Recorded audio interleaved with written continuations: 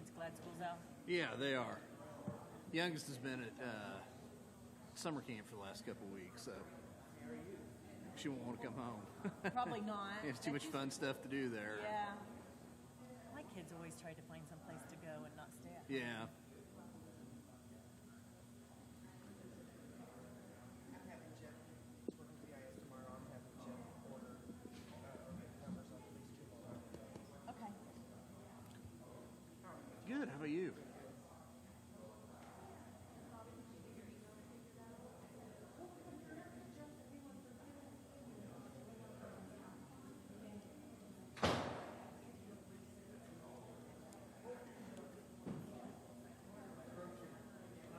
Hey, Susan, I'm going to go ahead and go live since it's a couple minutes till.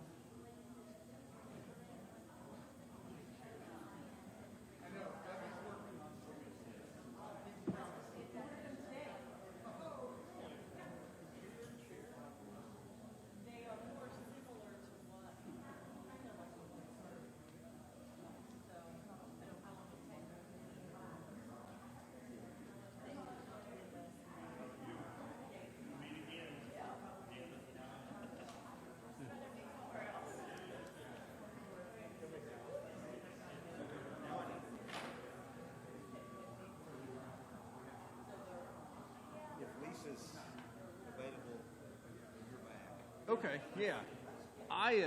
I looked at that, and I think Monday afternoon should work. I got city meetings Monday morning, or Tuesday morning. I've got city meetings because if Monday is a holiday, they always do Board of Works and all that on the Tuesday. Exactly. Yeah. So no, Tuesday I could do the after. Let me take a look here. I can tell you real quick. Yeah, she actually was one of the presenters in a seminar I was at participating online today. Yeah, continuing legal education. So, actually, well, indirectly, she was talking about build, transfer, operate projects and private-public partnerships. So, yeah. Yeah, the 7th I'm fine about any time, and the 6th I've got city meetings in the morning, but after that I'm okay. So afternoon on the 6th or anytime on the 7th right now. So, yep. Yeah, it was a little different. They've gone to a lot of these online seminars. Before you just have to click to keep the screen going, but you wouldn't have to be, you could leave the room for 20 minutes. That kind of thing. This one actually had questions. So, they wanted to know that you were there, and your question didn't have to. They said you didn't have to be necessarily correct, the answer, because sometimes 3 of the 4 choices would be ridiculous. So, you could have figured out the answer on these if you walked in the room and hadn't even listened to it. But it was a little different in that you only had a minute to answer. Yeah. So you had to be there, yeah. How many hours you get through? That I don't know, because I may have missed a couple questions when I either got on the phone or, so we'll see. You renew every 3 or 4 years? Yeah, you've got to get 36 every 3 years and 6 annually. So I probably got at least 5 today, so I can find another hour somewhere. So last year I Good had evening. 3 on the day before. I'd like to welcome everyone to the June County Council meeting.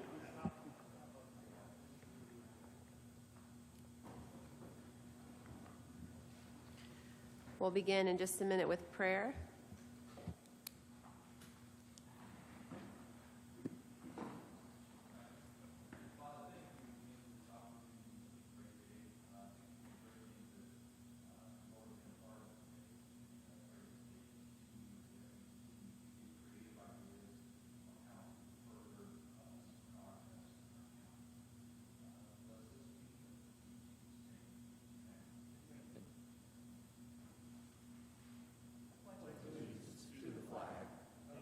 States of America, and to the republic for which it stands, one nation, under God, indivisible, with liberty and justice for all.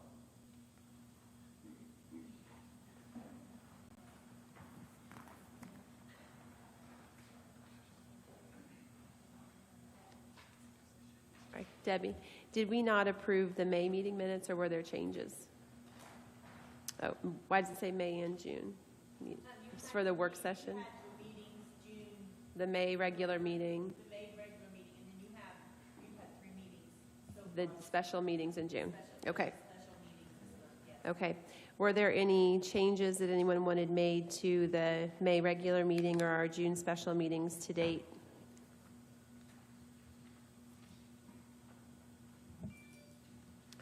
Is there a motion to approve?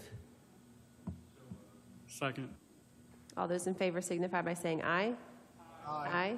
Opposed? The motion carries. Corey?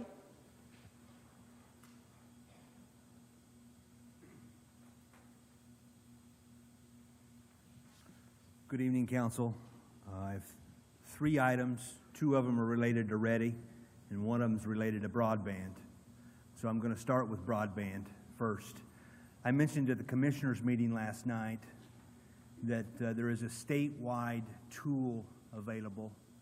It's a collaboration of several organizations, Duke Energy Foundation, Indiana Association of Realtors, Indiana Farm Bureau, and others. But it is a broadband speed test. And you can simply Google Indiana Broadband Speed Test. And the effort here is to really capture location-specific information by census block and or address, and that's up to the user, how much information they want to share, but to truly understand what type of broadband capabilities there are in a community. This is going to be very, very important if we want to pursue additional grant funding or support providers that provide broadband in our community. I think it's going to be important that our populace participates. So I'm introducing this in meetings like this in hopes of generating newspaper articles, and then we'll do some social media promotion and other promotion. But Indiana Broadband Test, I think it's important. So if you have questions on that, I'm happy to answer. I listened to last night's commissioners meeting where you promoted the same thing, and Mr. Pitford also did. I think that was his name. I got on it at that time. I was the 3rd person, according to the map, to have done that from Henry County. Rush County probably had well over 100 people who had responded, so they had dots all over the place in their county. So I think it's really important that we take advantage of that and promote it so that we know who is and who is not getting quality, high-speed internet. Yeah. Any questions regarding economic development besides Ready? I want to be respectful of your time, but I also want to be responsive. You know I can talk. I don't want to talk. All right, Ready. Ready. Appreciate your attorney, Joel Harvey, adjusting the resolution that was sent to you. Other units of local government here, well, across the region, have adopted a very similar resolution. Do you have that before you? Okay, I do not, which is fine. You're simply giving your support in joining the East Central Indiana Regional Partnership Ready activities. As I've said previously at your ARP planning meetings and at the commissioners last night, it's the same footprint as Forge Your Path. There's 10 counties in Forge. There's 7 counties in Ready. Why the difference? Well, it's a coalition of the willing.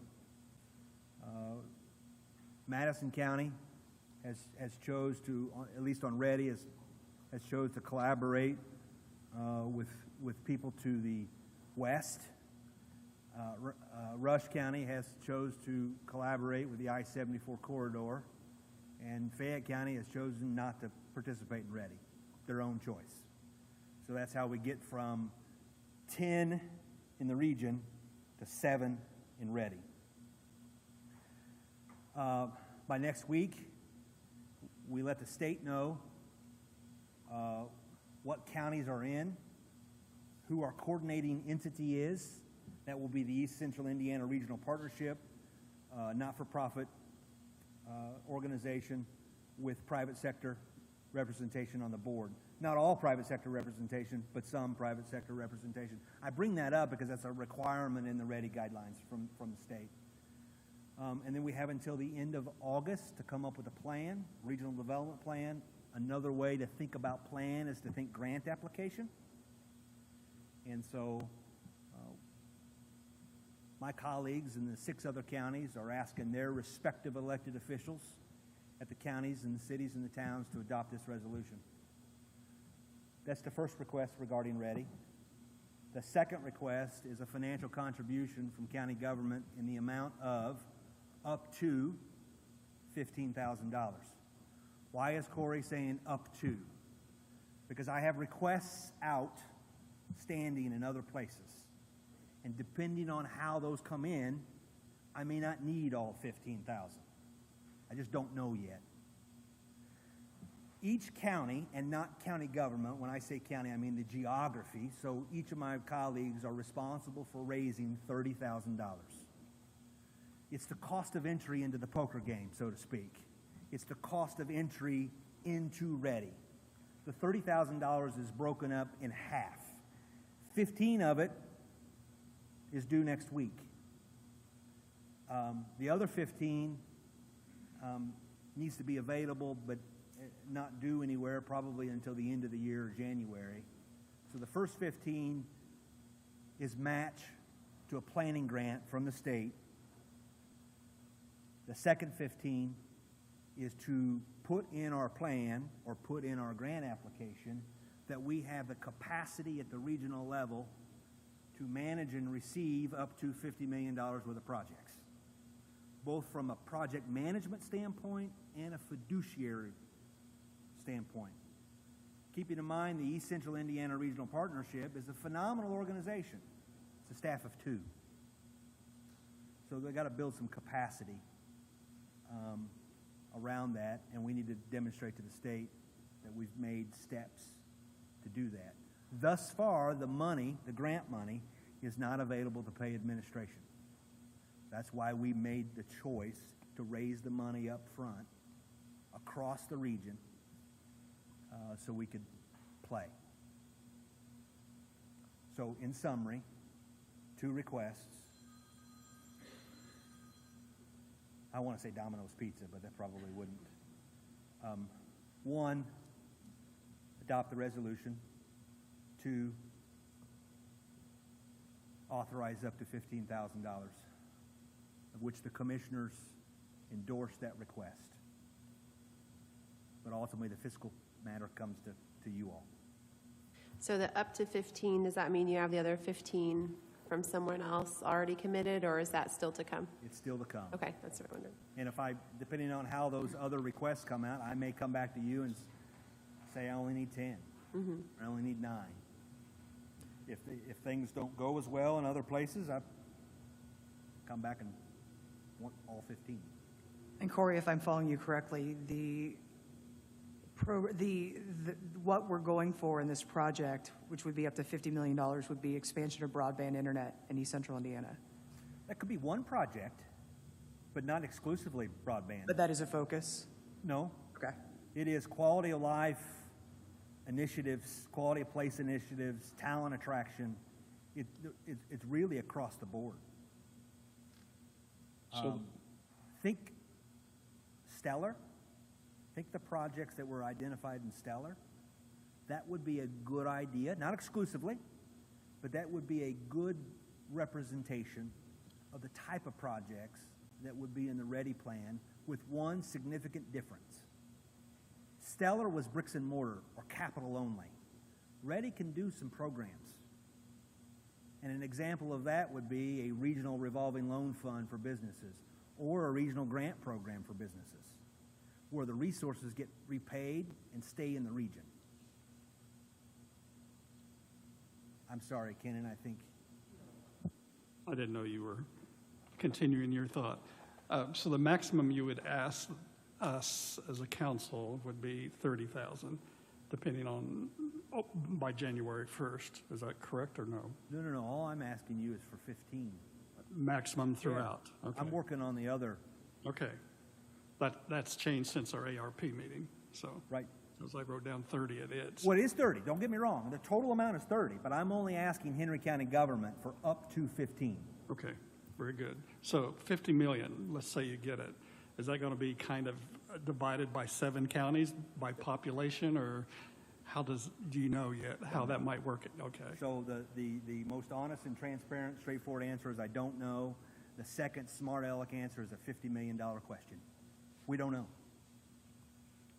And that's where the real kind of regional collaboration comes into play. Because there'll be more than $50 million worth of projects in the plan, because each project or program must stand on its own from a match standpoint. It must have a mix of funding, predominantly non-ready funds.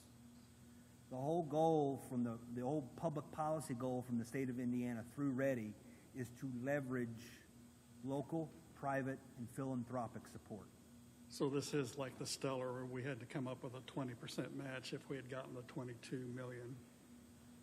So in terms of READY planning or cost of entry, up to 15. There may be other requests once we get into the plan on a specific project or a specific program that y'all are interested in and you may want to contribute. Housing can be a project, infrastructure for housing, because they really like private sector match, and so the private sector match comes in the developer building the houses. And if a combination of local funds and READY funds puts in the infrastructure, then we're prepared for housing opportunities. And those are just examples.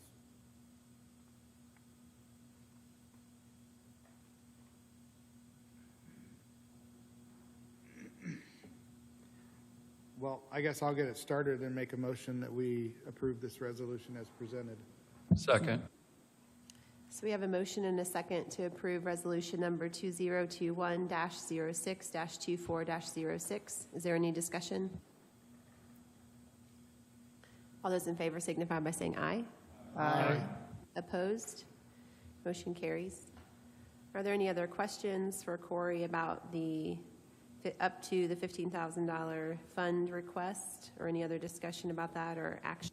I would only make some discussion in that I think, seeing as it's economic development and that is one of the uses of the food and beverage funds, that this would be a good fit for that. And I know the fund is fairly healthy at this point. I'm not sure if we've gotten a receivable, but it was just under $2 million the last meeting. So I would certainly support up to $15,000 out of the food and beverage fund, and I'll make that in the form of a motion.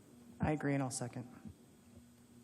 We have a motion and a second to approve up to $15,000 of food and beverage funds for the READY matching amount. Did you have any comment about that, Joel? No, I think it's no problem with that. Okay. Is there any other discussion? I was just going to say ARP would be appropriate for that too, but I'm not against food and beverage at all. Do we want to discuss as a council whether food and beverage or ARP is more appropriate at this time? No. No. Okay. All those in favor signify by saying aye. Aye. Opposed? Motion carries. Thank you very much. Thank you, Corey.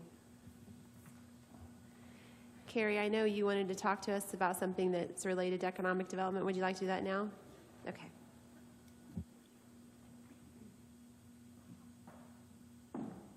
It's the Scott and Carrie show. My name's Carrie Barrett, and this is Scott Frost, and we're here on behalf of the Bicentennial Committee.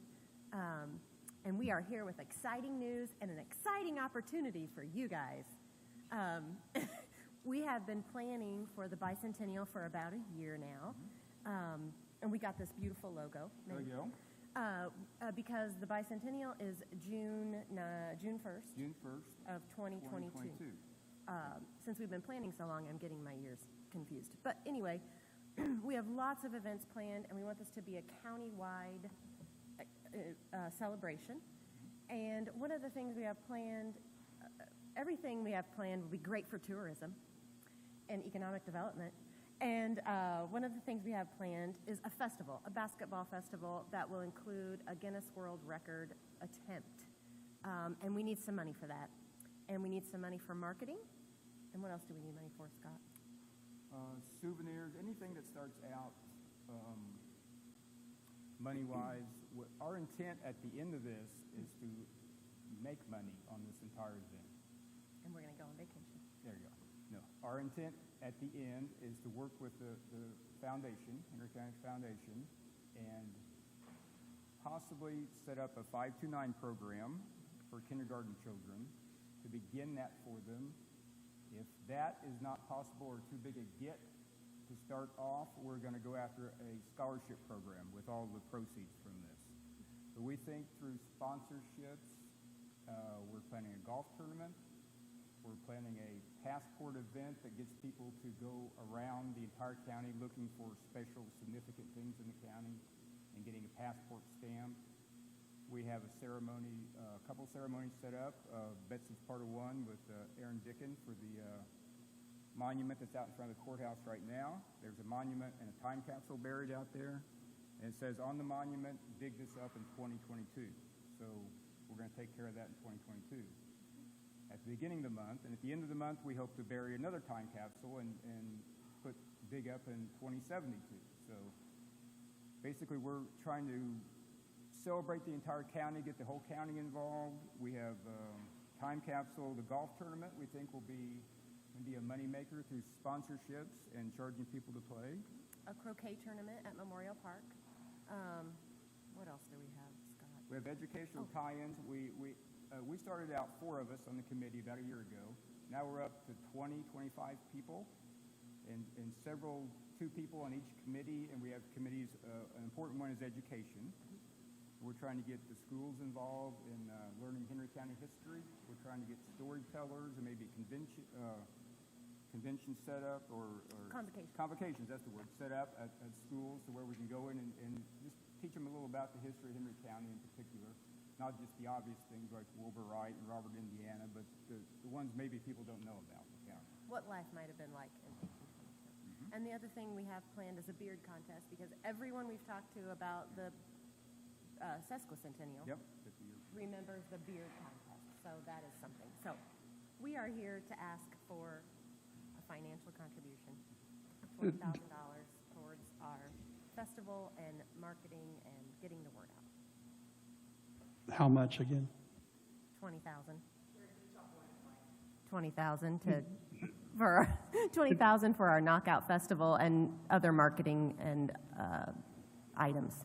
It's hard to hear up here. Did you say beard or beer? Beard. Which would you like? I have heard that the Sesquicentennial Parade had a beer float that you could just get beer from. So It could be both.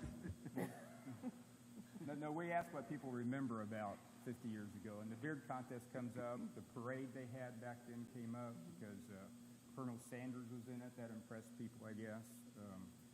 But the idea is, this is 50 years later, so we're going to do a little different. They had a big event 50 years ago out at Mount Lawn, where they actually hired an outside production company to come in and put it on.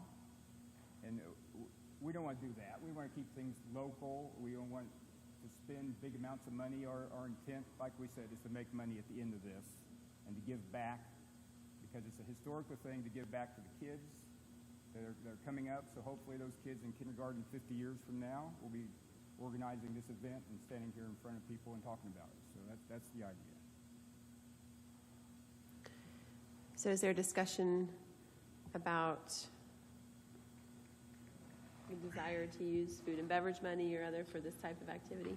Well, I have a question, because in this case, I mean, whereas Corey is needing funds immediately, I mean, I'm not sure what your time frame is. I don't know that I like the idea of continuing to circumvent the Food and Beverage Committee that's been appointed by the entirety of the county.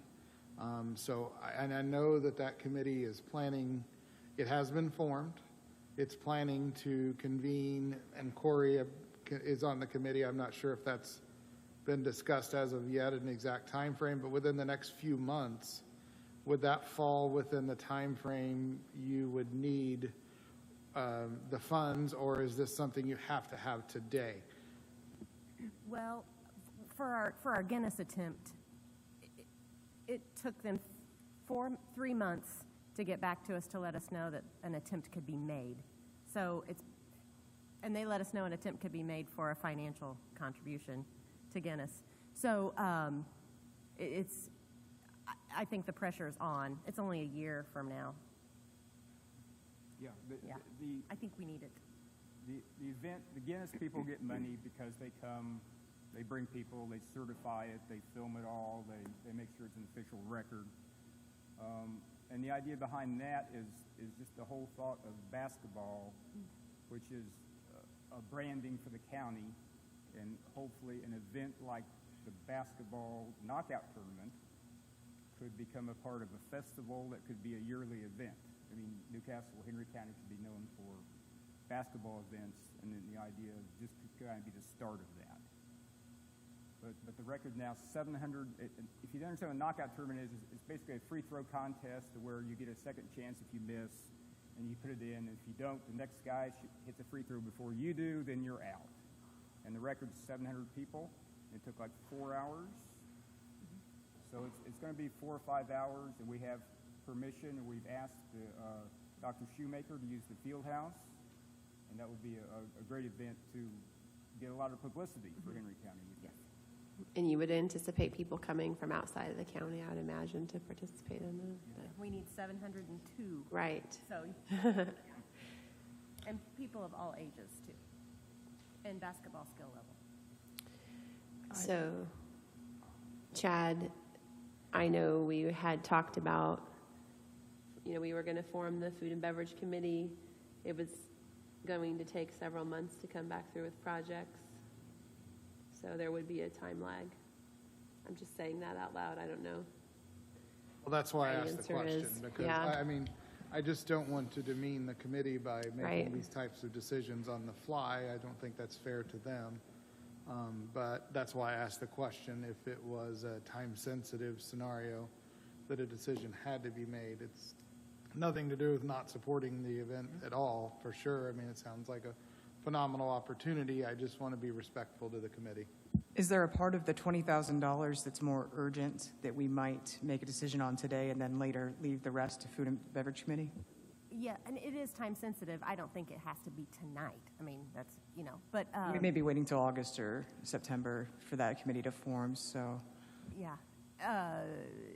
I think that it's $12,000 for Guinness. So hypothetically, knowing that this is time sensitive, we could approve that tonight, and then the rest of your requests might come before the Food and Beverage Committee later? Yes? Based upon the different and various plans that I've viewed that's been done, the comprehensive planning and that different entities have done throughout the past few years, and based upon what the branding of our community and what food and beverage tax is, I make a motion that we approve $15,000 from food and beverage tax to go to this purpose and celebrate our 200-year anniversary, with also the intention of creating a fund through the community foundation. I think this is this $15,000 will get the party started, but then we will raise more to add to that fund that will last for generations. So I think it's awesome. So that's my motion. I will second. We have a motion and a second to approve $15,000 from Food and Beverage for the bicentennial celebration. Is there discussion?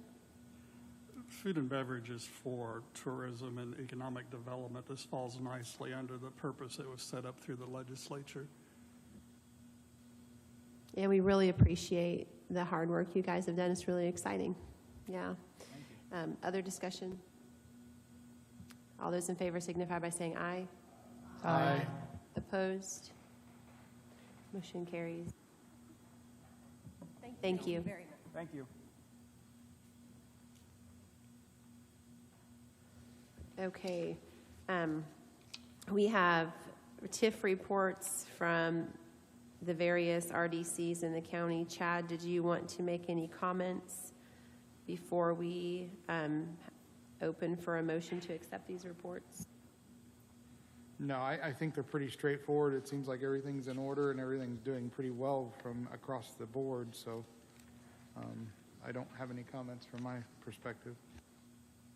And again, for the council, these are reports that came from different RDCs we need to approve for Debbie. Any other discussion or action?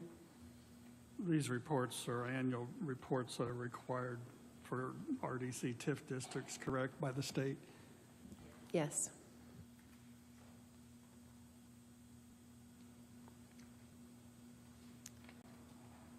Do you want to handle them all together? Joel, can we approve them all at Yeah, one? you could approve them all We together. could approve them all at one time. I'd make a motion that we approve the various TIF reports that are required by law that were presented to us tonight. We have a motion and a second to approve the TIF reports. Is there a discussion? All those in favor signify by saying aye. Aye. Aye. Opposed? Motion carries.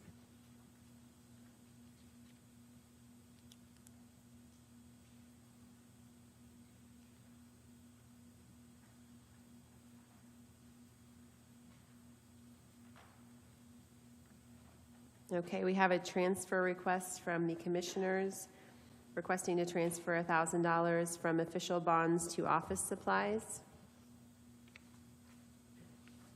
Are there questions for the commissioners or action?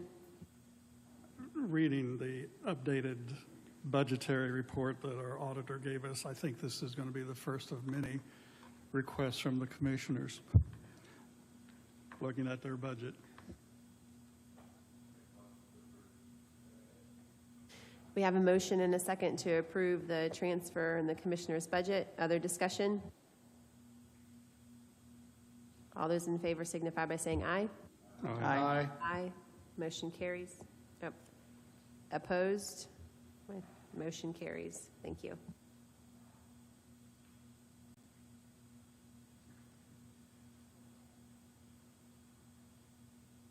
We have a request from 911 Director Butch Baker for an additional appropriation for $18,000, which would come from the 911 state account, not from the general fund, to cover administrative fees. Butch, did you want to speak to that at all? Hey, Susan, I would ask that we push this down below the job classification update or. I wondered move it up, because that. Because it okay. is in direct correlation to what we've got to discuss on that. Is that okay, Butch? I think that makes sense. Thank you, Chad. Okay, so we're going to go ahead and go down and I will read this retirement letter. Dear council members, Janice D. Ford has been employed with Henry County government offices, working within the clerk of court since June 26, 2000. After providing over 21 years of service, Janice will retire on July 6, 2021. Janice has 267 sick hours that she will be entitled to be paid upon her retirement. These hours are at the hourly rate of $16.77 for a total of $4,477.59. Respectfully, this amount is paid out from the county council for her. They're requesting this amount to be paid out from the county council for her 20 continuous years of service.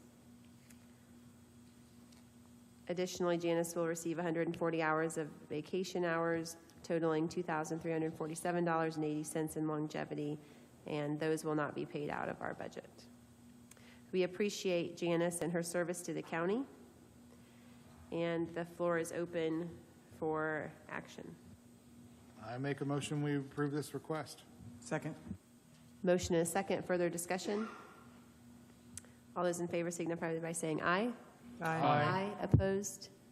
And motion carries. And again, thank you, Janice, for your service.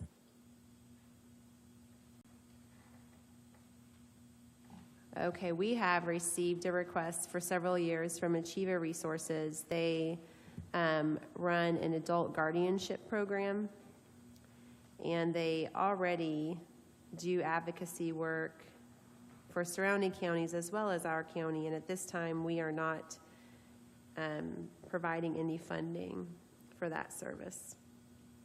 And so we have another request for funding. This is something we could look at at budget time, though I think last year we did not when we had intended to do that. So if we choose to do that, I'd like to make sure we don't forget to address it this year. But is there any discussion or action on the floor? I think we need to probably get some feedback from either the commissioners or Meridian or CASA to see how it all ties together. Not that I'm opposed, but I don't know enough from this letter to know whether it's a good move to or not. It may be. Who would be the right person to ask about how much of these services we currently use? Do you know the answer to that, Clay? I don't know the answer to that question, but I know that the commissioners have never funded anything for it, which is why we, last night. Yeah, we don't fund anything for it, but I do think that we use these services. Susan Lightfoot. Susan Lightfoot, okay. I talked with someone last year. It was Damon, I don't know how to pronounce his last name, Noach. And he said that the county does use these resources, but Clay, is that information that you could get, or is that okay with you? Okay. And help me remember at budget time to take this up. Is that good for the rest of the council if we approach it that way?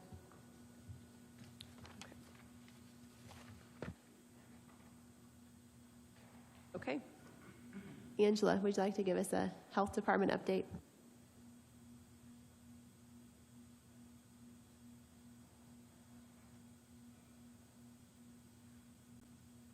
Good evening, everyone.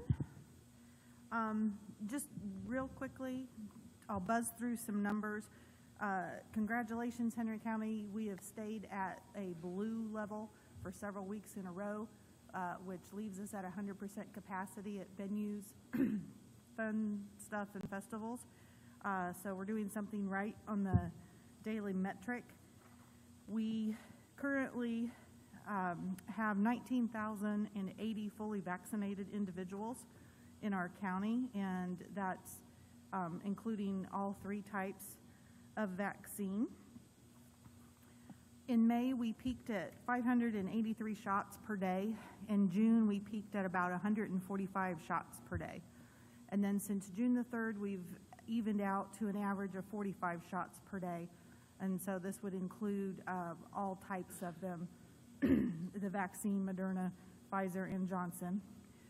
To date, we've served a total of 38 homebound clients in Henry County, and we continue to receive requests and have funding through the State Department of Health to pay contract staff to go out and do that and to work with our local EMS units. Right now, I really want to take time and thank the United Way of Delaware, Henry, and Randolph counties for a grant that received nearly $28,000 from. That grant made the Church Street Gym Clinic possible. The clinic was open 5 days a week from January 28th and concludes on June 30th. 2 days a week, we were able to offer evening hours to those who worked a day shift job. We were able to conduct outreaches for both Draper Shades and Boar's Head during this time. And we're still working on calculating the number of citizens served at this clinic, but there were several thousand. And thank you again, United Way, because that was a just-in-time amount of money, and it just was perfect.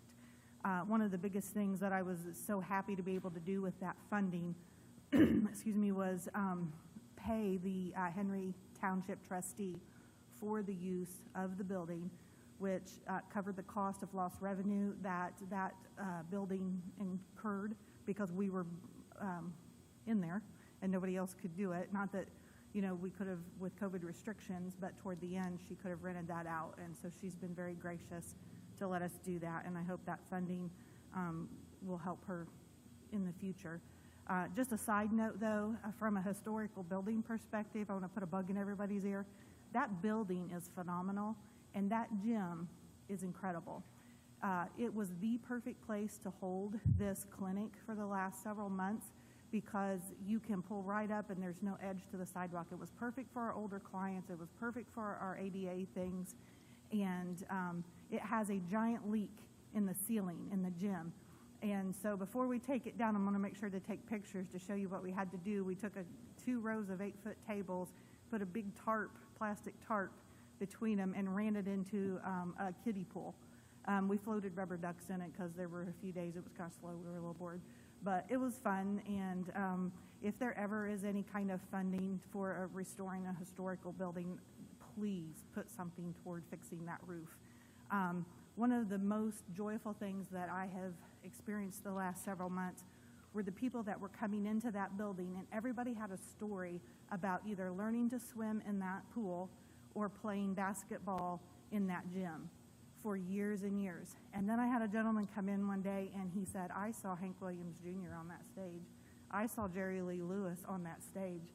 And I guess for a brief period of time, Henry County hosted some major WW wrestling matches in that stage. And let me tell you, I got an earful about that too.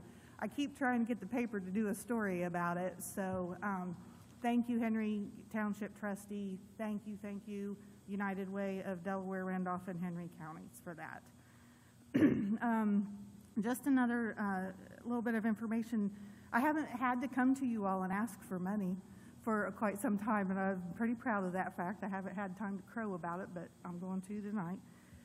So with other funding from the Indiana State Department of Health, we were able to hold 2 mass vaccination clinics at Knightstown High School, which, by the way, shout out to their superintendent. He is probably one of the coolest guys I've met in a long time, and that whole school system has welcomed this whole endeavor with open arms. They've been wonderful. So they allowed us to hold those 2 clinics on May 15th and June 12th. They were a little later on in the endeavor because it happened after the vaccine really started rolling. So we didn't have this huge turnout, but we were pleased. The first mass clinic, we had over 100 people attend, which really blew my socks off, and I only had been allotted 60 doses of Pfizer, and I blew through them by 1 o'clock. I was on the phone to my regional EMS guy going, you've got to get me Pfizer, and I need it now. And so I had the whole state shaken up on a Saturday afternoon. It was good for him. And then of those 100, over about 50% of them were our kiddos from 12 to 17, so we were pleased about that. We were able to offer all 3 vaccines at both of those clinics, which, talking to my colleagues in the donut counties around us, that wasn't something normally done. So that was a great thing to be able to do. Everybody who chose a 2-shot vaccine on May 15th returned in 4 weeks to that Saturday, so we had 100% fully vaccinated after that. Let's see. And then at the second clinic, we did hold a small memorial ceremony for the citizens of Henry County who are no longer with us because of COVID, and we were able to end that ceremony with a butterfly release, and it was really beautiful. So I encourage anybody that has anything to do with that a ceremony to do it. It was well worth the funds to do that. So where do we go from here? The Nursing Division of Henry County Health Department will continue to provide COVID vaccines on a walk-in basis during our regular business hours. You can also schedule an appointment with us by going to ourshot.in.gov, just the same that you have done for the last 6 months anyway. Henry Community Health on July 7th will move their vaccine clinic from the hospital to their walk-in clinic, and that'll continue to go there. And then we have several pharmacies around the county that are offering the vaccine. With the grant funding provided by the Indiana Department of Health recently, we'll have it through June 30th of next year. We were able to hire Ms. Shay Becks. She's our new COVID vaccine project coordinator. She's been an intern with us since January. You might have seen her picture in the paper. Her and Olivia Porter both were interns and worked with me during the COVID pandemic. Olivia is from here, and Shay is a transplant who's going to stay with the boyfriend. And so she's now enjoying the 4th Fridays and all those things that are going on. But she graduated from IUPUI in May with her degree in public health. So I'm quite glad to be able to keep that talent local. She'll be coordinating all of our COVID vaccine outreaches, training contract staff, and working with the outreaches herself as a registration person. She's also available for speaking engagements to talk about vaccine hesitancy. That's one of the charges of this grant that we received. She'll be working to schedule on-site vaccination clinics at local businesses, and no business is too small. If you have a business of one and you need me to come, you need my staff to come, we're coming. We're into house calls at this moment. She's also doing special events as well as working with our county jail, nursing homes to ensure that anyone who wants a vaccine receives it quickly. A lot of the nursing homes have contracts with CVS and Walgreens, but those people are only coming once a month. And so we have let them know that we do not want you to wait for 30 days to get your client vaccinated, to call us, and we'll be there within 24 to 48 hours to get that done. She's also working with our school corporation nurses on future events. She'll collaborate with Ms. Shelby Hall, who we're fortunate enough to keep as our Vaccines for Children nurse on all of her clinics. We did receive a renewal of that grant to keep Shelby, our part-time nurse, again through June 30th of 2022. So that department's looking very well. A few upcoming events that we have: July 12th and July 14th, we will be at the Henry County 4-H Fair from 2 o'clock in the afternoon to 6 p.m. In the Smith Building, available for COVID vaccines. We're also partnering with Newcastle Henry County EMS to provide vaccines at the Moreland Fair. More to come with that. And then I just want to leave you with this thought. If you look at the number of fully vaccinated individuals per 100,000, Henry County surpasses Madison, Delaware, Randolph, Wayne, Union, Fayette, and Rush counties. Dr. Thomas Huth, who's the Vice President of Medical Affairs at Reed Hospital, called me last week. And how he and I know each other is that we were on a weekly conference call with our region during the pandemic. So he called me up and he said, "Angela, why are you darker blue than me? What are you doing? What am I not doing?" And so I told him, I said, for a small county of 47,000 people, and I use the term blessed now that we're past all this, but I was blessed at the beginning of this to have 7 nursing homes, a multi-thousand individual correctional facility, an overcrowded jail, and more adult group homes than any one county in our donut counties combined. So we had a lot of very at-risk people, and collectively, the administration of those populations did their job in a heroic and fantastic measure.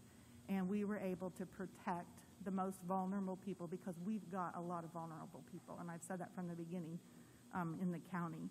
And so with that said, I would like to recognize, every individual that works with our hospital, our nursing homes, group homes, county jail, correctional facility, for that heroic job this past year. No one person accomplished this alone. And for Dr. Huth to call me up and ask me what the heck we're doing, that he's not, made my day pretty good. So thank you all very much for your cooperation, your communication, and Rick, it's time.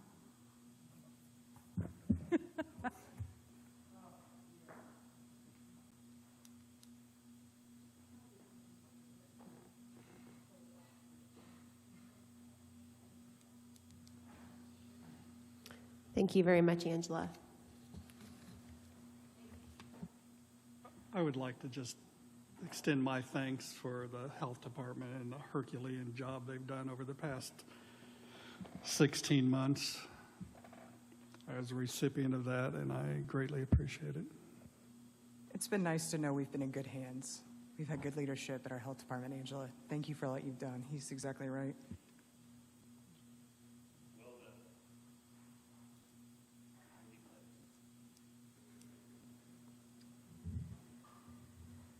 Okay, Chad, why don't you do the job classification update, as well as then taking us back to the additional appropriation request? Certainly. So I will have the pleasure of starting with an update from the EMS.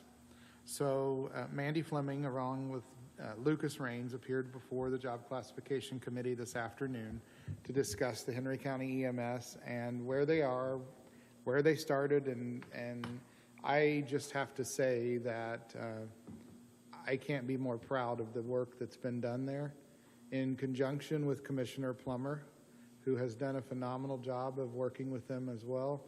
That service has gone from the brink of demise in January to actually increasing their fund by over $100,000 in 6 months.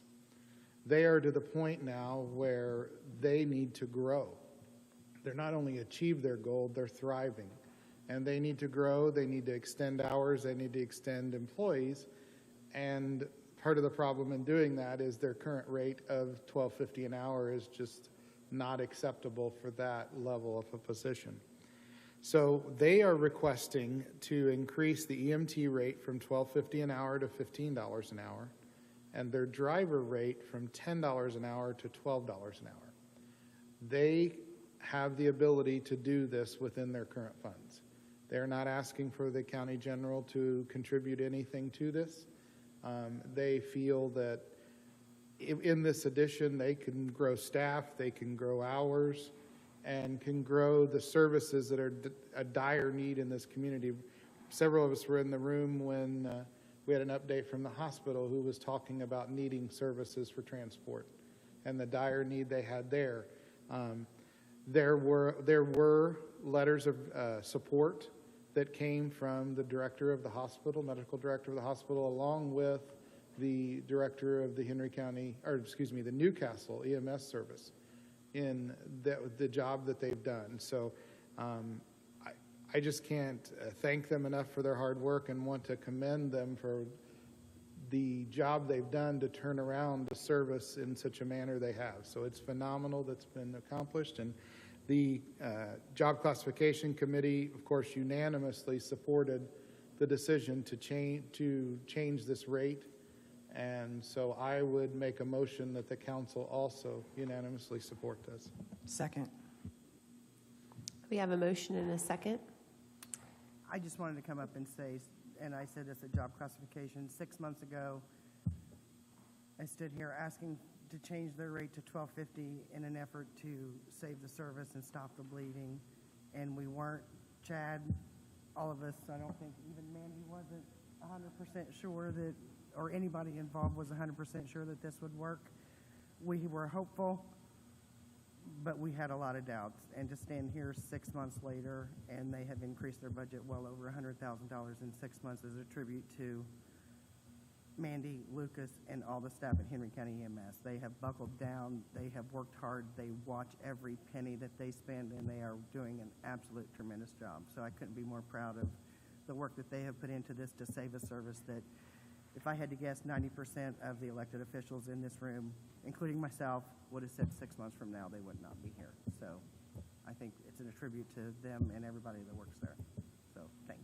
Thanks, Bobby. Yeah, it wasn't the report I was expecting today. It's really exciting, and we're happy for the EMS service for the county. We have a motion and a second to raise the hourly rate for EMTs from $12.50 to $15 an hour, and to raise the hourly rate for a driver from $10 up to $12 an hour. All those in favor signify by saying aye. Aye. Aye. Opposed? Motion carries. Yay. So Is there next, go ahead. next we'll go to the E911 and Butch Baker. Butch has had a similar request in that he is currently paying his part-time wages at $12.25 an hour. It's just not a competitive rate. This is a high-stress, high-demand, quick, fast-paced job that requires a lot of effort. And, we're comparing rates to, they can go multitudes of other places and make more money and have less stress. So, this position walks in, it takes a 12-week certification by multiple different agencies and tests that are required. So this is a job that it's one we absolutely have to fill. We need to make sure someone's there to answer the phone when they dial 911, so it's imperative that we fill these positions. Butch has a fund that's available through the state that he receives a additional surplus every year, or has, at least for the past several years. That department has received an additional The current balance in that fund is right at $200,000. He is in need of filling at least 2 open spots at this point because he's running into some forced overtime with his full-time staff. So that's why we saw the additional appropriation requested earlier.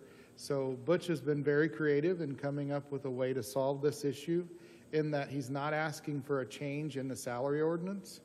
He's asking that we approve this additional appropriation, in which he will use to give an additional $2.75 incentive. So since this will come from state funds, it will have no impact to the general fund, and it will be all self-contained within his department. The committee voted and passed this unanimously to approve this, outside the box thinking way of doing things.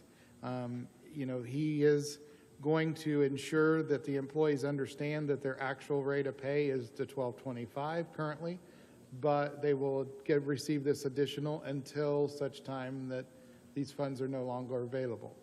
In his estimation, if we didn't get a single dime in additional state funds, he could maintain this for at least a decade. So I think he's done a great job of thinking outside the box and figuring out a way to meet the need. So I commend him for bringing such an ingenious way of doing something. So I'll make a motion that the council approves this as well. Second. We have a motion and a second to approve the additional appropriation of $18,000 into administrative fees. Is there other discussion? This apply only to part-time? Yes, that is correct. This applies part-time only at this point.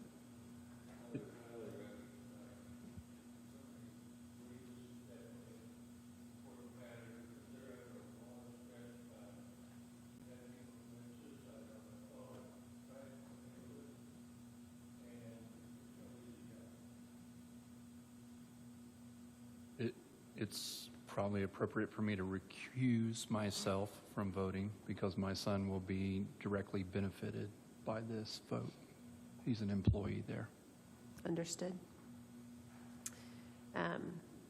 I think it's a great idea too, and I hope we see a lot of additional creative ideas like this for trying to improve our wages that we pay our employees. So I really appreciate that too, Butch. All those in favor signify by saying aye. Aye. Opposed? Motion carries. Debbie, do we need an additional to approve the $2.75, or is that done since we've done the additional appropriation? Is there a need to approve anything from that point? Okay. Just wanted to make sure. Thank you. Is there anything else from job classification? Nope, that's okay. all we had. Those are 2 exciting ones. Yeah, it was a great meeting today. It was a really good meeting, and just to know that we have department heads that are thinking creatively to raise salaries and pay. I mean, this looming problem that we have, and especially to tackle public safety at such a critical juncture, and we were pretty excited. All right, Kenan, you have a highway department update, insurance update, and ARP update. Yeah, in the highway department, Joe Copeland spoke and shared at the commissioners meeting last night. One of the things he shared is that he's seeking a federal grant for signs, but it's 90% reimbursable, and that was approved last night to come out of his budget. We'll get most of that money back through the state and the feds. Commissioners gave approval to proceed with that. That's going to cover most townships except Extreme Western, because they hadn't had the study done on sign needs for a couple of the western townships. So it'll cover over 3/4 of the county. The new asphalt paver that he alluded to, I believe last month when he was here, should come in this week if it hasn't already today. I met with him on Tuesday.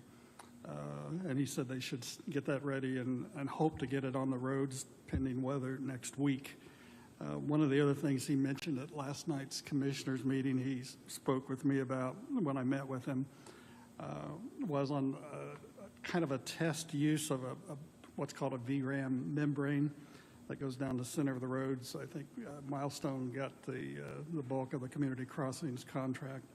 On Wilbur Wright Road, which are going to repave from the eastern city limits of Newcastle to just east of the railroad tracks where Dublin Pike crosses 450 east. If you've seen people do asphalt, these construction companies, paving companies will do one side of the road, then they'll come back and complete the other side, which leaves a small fissure or opening in the middle where the two connect. Water gets in that and it reduces the life expectancy of the work that they've done, which is very expensive. This V membrane with the heat of the asphalt basically seals up that gap between at the center line, and have done studies that it extends the life expectancy of repaved asphalt roads by 30 to 40% or several years. So it's money well spent.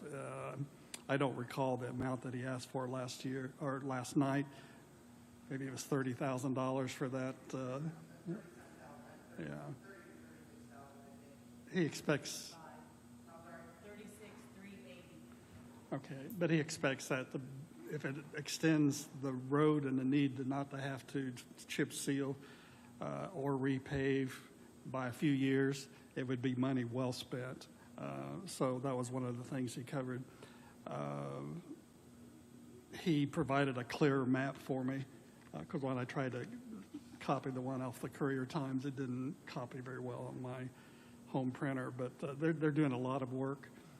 He said mostly potholes because there's tens of thousands of potholes in the 750 miles of county roads, and there's no way to keep up with it with the current staff. I think he's working currently with workers 20 with CDL licenses that can run a truck. I think he's going to request, and he's put a bug in my ear. He's expressed, and I've expressed, he's down 40% from when the peak of their department 16 years ago, when they had over 45 workers working the 750 miles. He has 20 currently. No, 36 to 20. That's why he's down 40%. So at any rate, he shared the budget that he's going to submit to the council.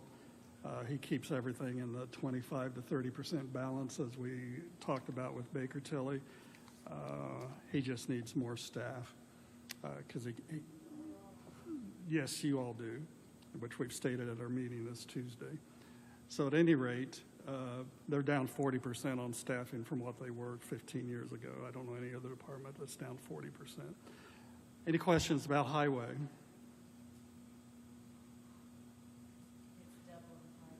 It is. I stated that correctly the second time around. I corrected it. Thank you. Insurance.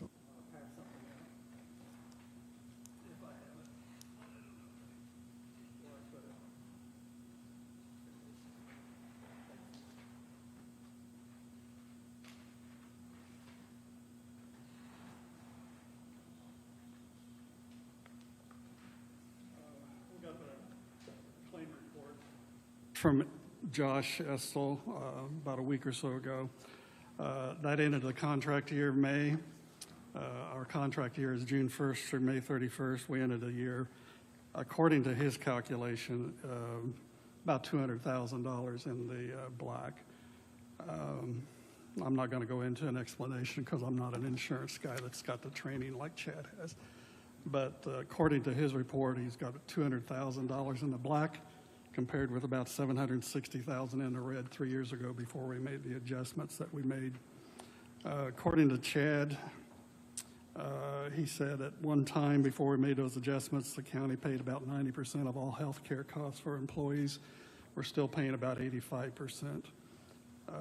I'll have to go on his expertise in that. If we had not made the adjustments we did in 2019, the spring, there's an estimate of we'd be about 500,000 or $500,000 in the red right now. Any questions? Any other comments? Insurance guy? Good job. Okay. ARP, American Rescue Plan. June 3rd was our third meeting. I've been trying to act as a facilitator and passing on information. I've spent about 70 hours reviewing the ARP and the U.S. Treasury. Everything that I've learned, I've tried to pass along to the people on that committee.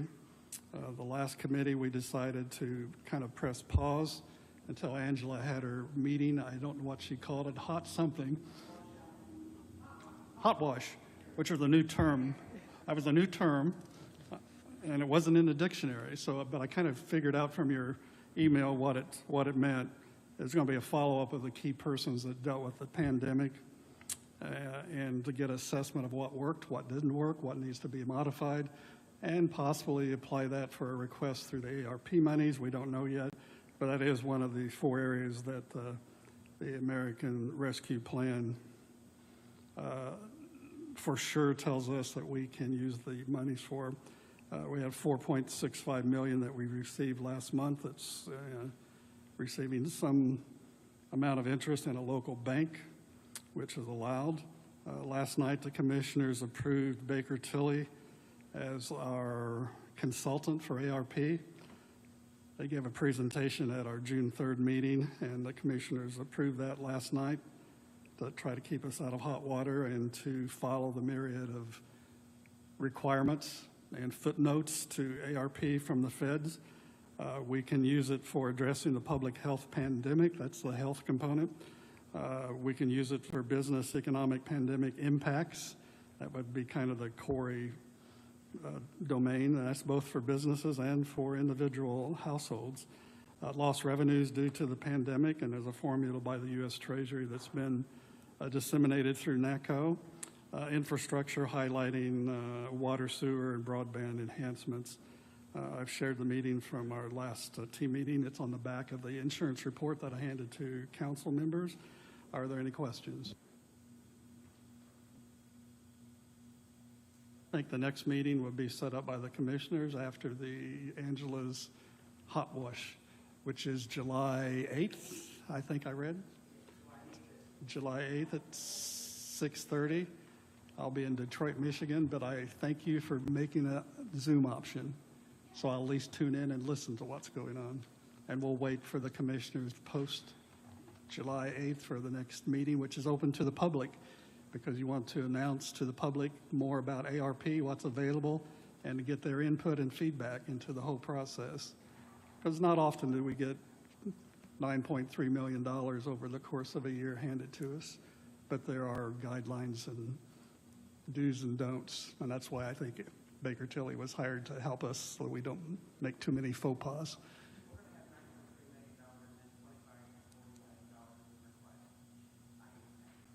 That's conservative. And we probably have $100 million in needs, actual needs, so prioritizing is going to be key. Thank you, Kenan. Is there any other business from the council? Is there any business from those who are in attendance today? All right. Is there a motion to adjourn? So moved.